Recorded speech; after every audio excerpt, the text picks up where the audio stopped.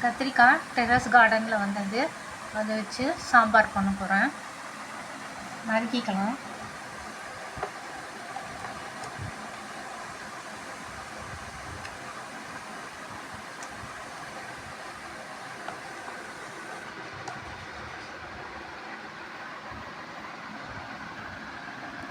கத்திரிக்காய் கட் பண்ணி தண்ணியில் போட்டு வச்சுக்கிறேன். ஃபஸ்ட்டு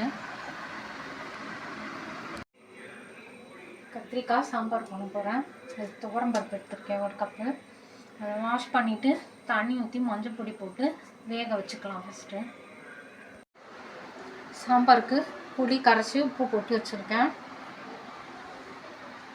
கடாயில் எண்ணெய் வச்சுட்டேன் சாம்பார் தாளிக்கிறதுக்கு. ஃபஸ்ட்டு கடுகு, வெந்தயம்,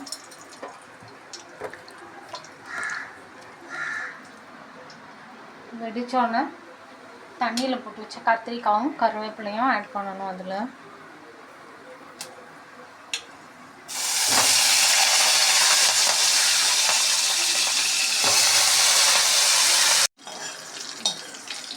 கத்திரிக்காவை புளி தண்ணியில் ஆட் பண்ணி கொதிக்க வைப்போம். நல்லா புளி தண்ணி கொதிச்சிருச்சு. மஞ்சள் பொடி கொஞ்சம், தனியா பொடி 2 ஸ்பூன், காரத்துக்கு தகுந்த மாதிரி மிளகா பொடி. நல்லா மிக்ஸ் பண்ணிவிட்டு கொதிக்கட்டும்.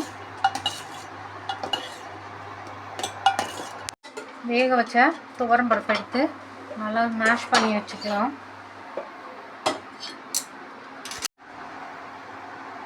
பொடி போட்டது கொதிச்சிருச்சு. அடுத்தது வேக வச்சு ஸ்மாஷ் பண்ண துவரம்பருப்பு ஆட் பண்ணுறேன். ஆட் பண்ணி நல்லா மிக்ஸ் பண்ணிட்டோன்னா கொதிக்கட்டும். கேஸ் கன்சம்ஷன் கம்மி பண்ணுறதுக்காக இண்டக்ஷனில் பண்ணுறாங்க. வெங்காயம் ஆட் பண்ணுறேன். பொடியாக சாப் பண்ண கொத்தமல்லி. இது நல்லா மிக்ஸ் பண்ணிட்டோன்னா கத்திரிக்காய் சாம்பார் ரெடி.